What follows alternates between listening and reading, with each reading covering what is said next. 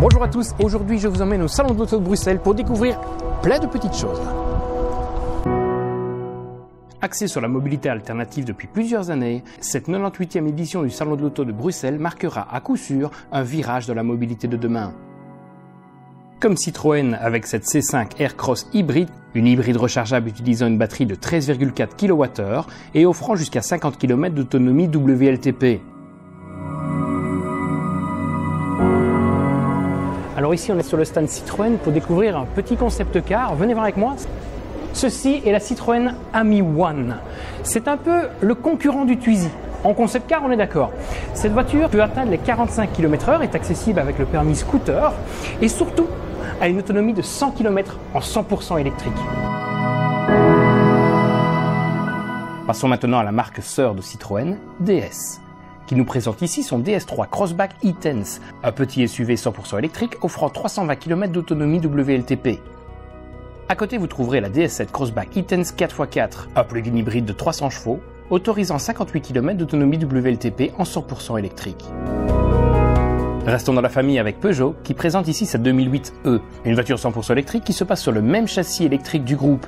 Mais la plus attendue de toutes, et qui reprend également cette architecture, est très certainement la 208e, une véritable petite bombe électrique au design plutôt aguicheur, qui cible la Renault Zoé en plein cœur. Peugeot en profite également pour présenter sa 508 plug-in hybride, une voiture all-in magnifique qui se refait ici un bilan CO2 plus attractif, de quoi séduire les entreprises et autres gestionnaires de flotte. Alors nous arrivons maintenant sur le stand Opel avec la nouvelle Corsa, mais c'est pas celle-là qui nous intéresse. Suivez-moi, je vais vous montrer une autre.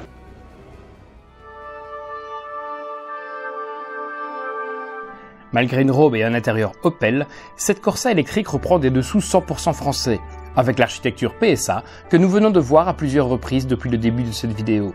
L'atout de cette voiture réside dans un prix d'attaque inférieur à 30 000 €, de quoi lui garantir des ventes plus que correctes en venant à nouveau marcher sur les plates-bandes de Renault.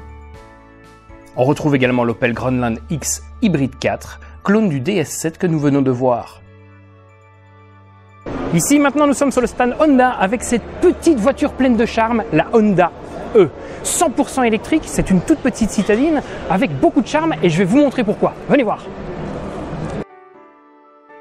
Avec sa petite citadine, Honda mise principalement sur les villes chic et branchées, avec une voiture offrant plus ou moins 200 km d'autonomie pour un tarif plutôt élevé.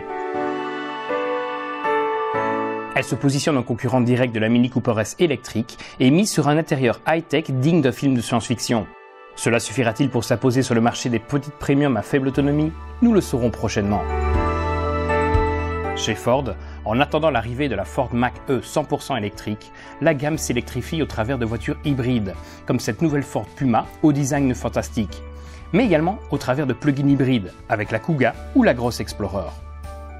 Chez Kia, on signalera l'arrivée de la X-Ceed et de la Ceed SW en plug-in hybride. Mais l'attraction du stand sera très certainement la e-Soul de seconde génération.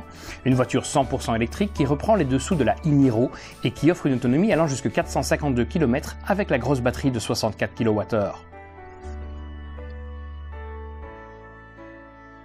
Chez Subaru, on abandonne le moteur diesel au profit des moteurs essence avec hybridation légère. Les deux premiers modèles à hériter de cette motorisation e-Boxer sont le XEV et le Forester. Je vous emmène maintenant chez Mercedes pour découvrir pas mal de petites nouveautés.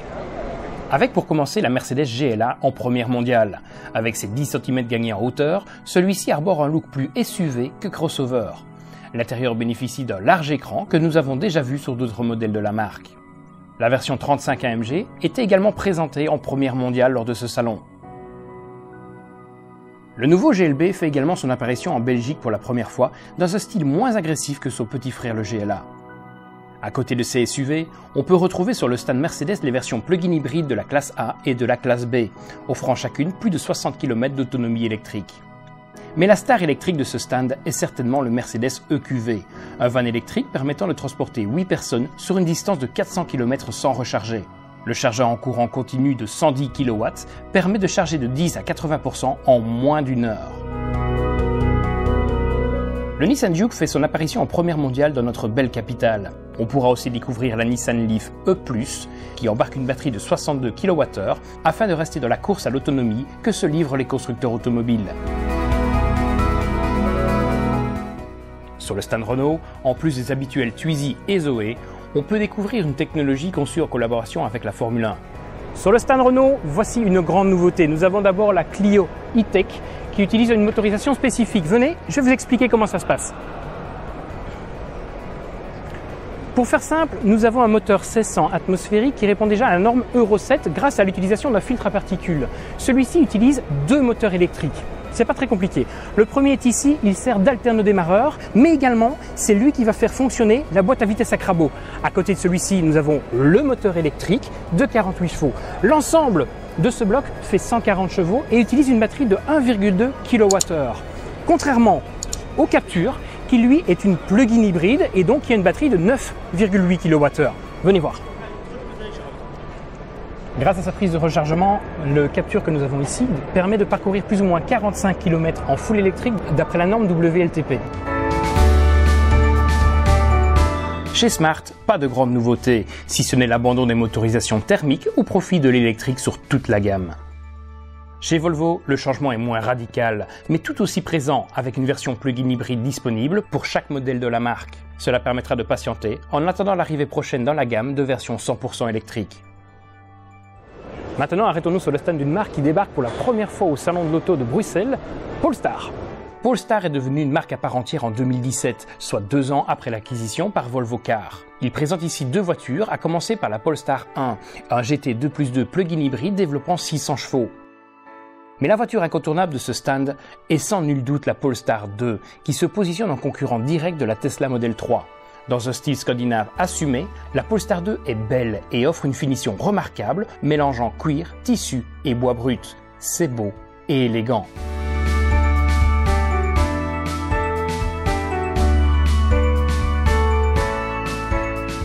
Un autre incontournable du salon sera sans nul doute Tesla, qui amène ici sa Model S, sa Model X, mais surtout sa Model 3. Et la Model 3 est sans nul doute l'attraction de ce salon. Présentée ici dans sa version la plus sportive, elle représente le renouveau de la mobilité et séduit de plus en plus de personnes. Son intérieur épuré n'est pas au goût de tous, mais est devenu iconique de cette voiture. Alors, je ne vous le cache pas, la Tesla Model 3 restera certainement mon gros coup de cœur de ce salon.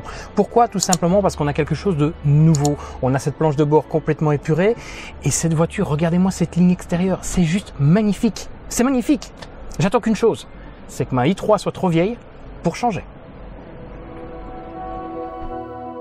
Chez Mazda, on présente la MX-30 en première européenne. Un concept de crossover électrique dont la fiche technique et l'architecture n'est pas sans rappeler la BMW i3 de 2017. Que ce soit sa batterie, ses portes antagonistes, son Rex ou encore son tarif, tout rappelle la BMW. Un pari risqué sur un marché aux parts grandissantes mais toujours restreintes. On retrouve également la Mazda 2 dans la version micro-hybride que je vous proposerai prochainement à l'essai. Chez Jaguar, vous pourrez découvrir la Jaguar I-Pace, que vous connaissez bien si vous suivez la chaîne. Elle est présente ici dans un orange qui lui va plutôt très bien. À côté d'elle se trouve la nouvelle Jaguar F-Type, qui profite d'un petit restyling pour nous présenter ses nouveaux feux. Si je vous parle de cette voiture qui n'a rien à voir avec la mobilité de demain, c'est parce que je suis réellement tombé sous le charme de cette voiture, que ce soit dans sa version cabriolet dont j'ai toujours eu un petit faible, ou dans sa version coupée présentée ici dans sa version R.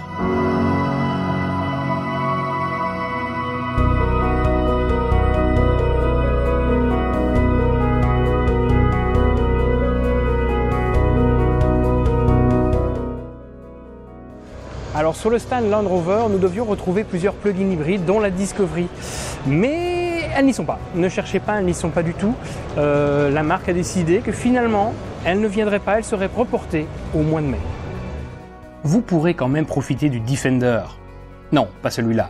Je veux parler du vrai Defender, dans sa version 3 et 5 portes. Arborant un style classico-moderne, ce baroudeur n'est pas dénué de charme.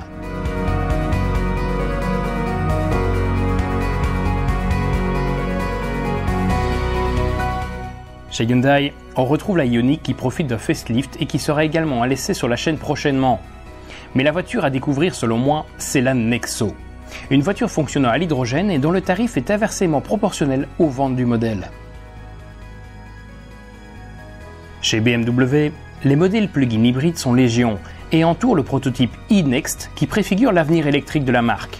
Un avenir un peu trop délaissé ces dernières années. En première mondiale, on peut découvrir la BMW série 2 Grand Coupé dans sa version M235i.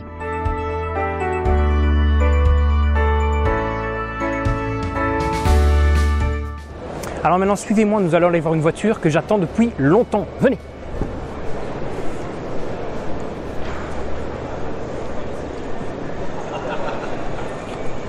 Je vous présente la Mini électrique, basée sur la technologie de la BMW i3, la même que j'ai, la 94 ampères, donc vous pouvez retrouver l'essai en cliquant ici ou dans les commentaires.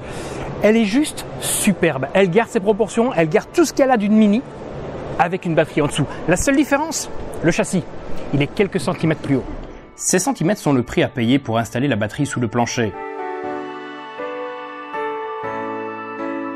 Avec ses 184 chevaux et son couple instantané disponible au démarrage, cette Mini électrique devrait ravir les fans de sensations fortes. Alors, à côté de la Mini électrique que vous trouvez juste à côté, nous avons ici la Cooper Works GP de 3e génération. Venez voir à l'intérieur. Avec 306 chevaux et 450 Nm, cette Mini est la plus puissante jamais produite et la plus chère aussi, avec plus de 45 000 €. Mais si elle vous intéresse, il ne faudra pas traîner, car leur nombre est limité à 3000 exemplaires et beaucoup sont déjà vendus.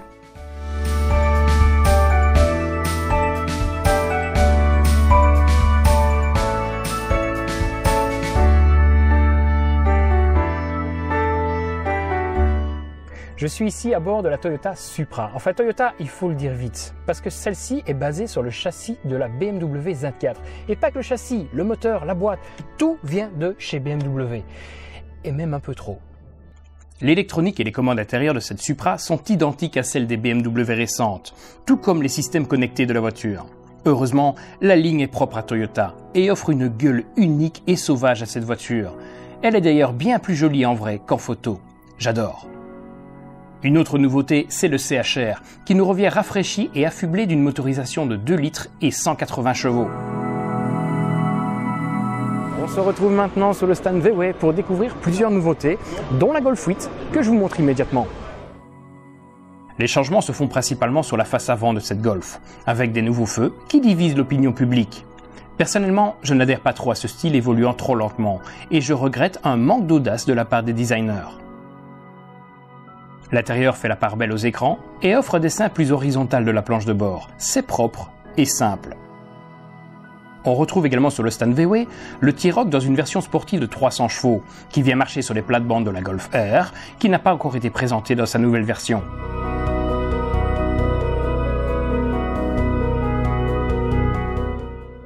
Il y a également la version cabriolet du petit SUV qui surfe sur la vague lancée par feu l'Evoque Cabriolet.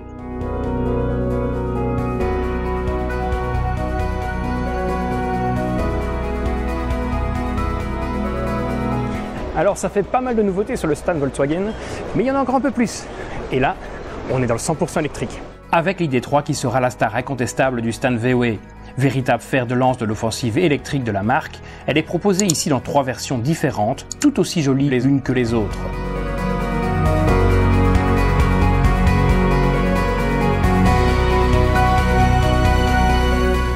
Et donc voilà, nous sommes ici maintenant dans la Volkswagen ID3. Cette voiture est quand même pas mal, il faut le reconnaître, parce qu'on annonce cette voiture à moins de 30 000 € pour 150 chevaux et près de 330 km d'autonomie d'après la norme WLTP. Personnellement, je la trouve vraiment bien finie. Il y a juste quelques petits détails, que vous savez que j'aime bien ça, mais tous les plastiques durs qui rappellent plus la Polo que la Golf dans cette voiture qui se veut la nouvelle Golf. Je vous donne en tout cas rendez-vous cette année pour l'essai de cette voiture et je sens qu'on va bien s'amuser. Le stand offre également la possibilité d'admirer l'ID Buggy et l'ID Buzz, 2 concept cars 100% électriques dont la commercialisation n'a pas encore été confirmée pour le moment.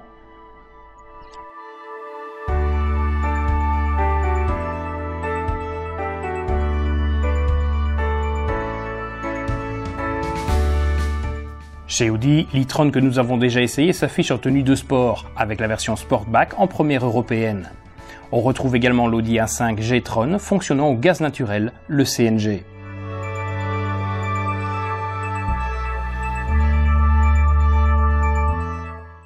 Chez Skoda, la nouveauté est incontestablement l'Octavia de 4e génération. Son dessin est somptueux et la qualité intérieure est digne des plus grandes. Elle pourrait faire rougir une Audi sans problème. Et pour parfaire le tout, elle propose des motorisations micro-hybrides et plug-in hybrides.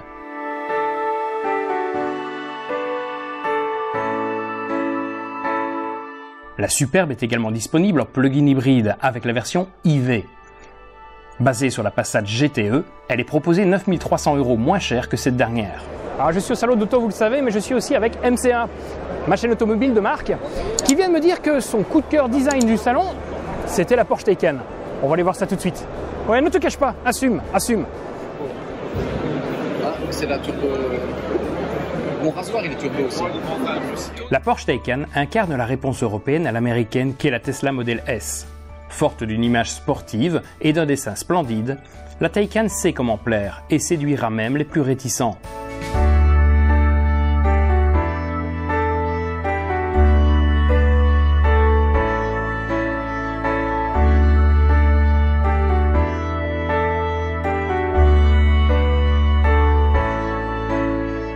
Alors le salon de l'auto de Bruxelles, c'est également le salon de la moto. Et mon coup de cœur de cette année, c'est cette Zero Motorcycle. C'est une SRF. Elle est juste magnifique, magnifique. C'est un peu le Tesla de la moto. Venez, je vous montre de plus près. Avec 320 km d'autonomie dans sa plus grosse configuration, la SRF offre une prestation ultime avec un caractère sportif instantané.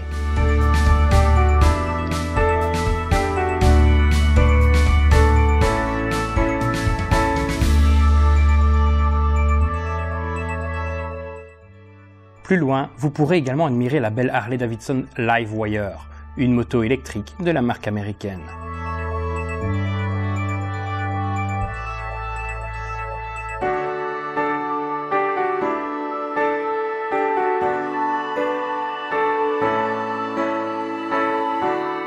Et voilà qui clôture cette vidéo. Je vous remercie de l'avoir suivi. Et si celle-ci vous a plu, n'hésitez pas à mettre un petit pouce bleu. N'hésitez pas non plus à mettre un petit commentaire avec la voiture que vous avez préférée sur ce salon. Je vous dis à bientôt pour une prochaine vidéo. Bye bye!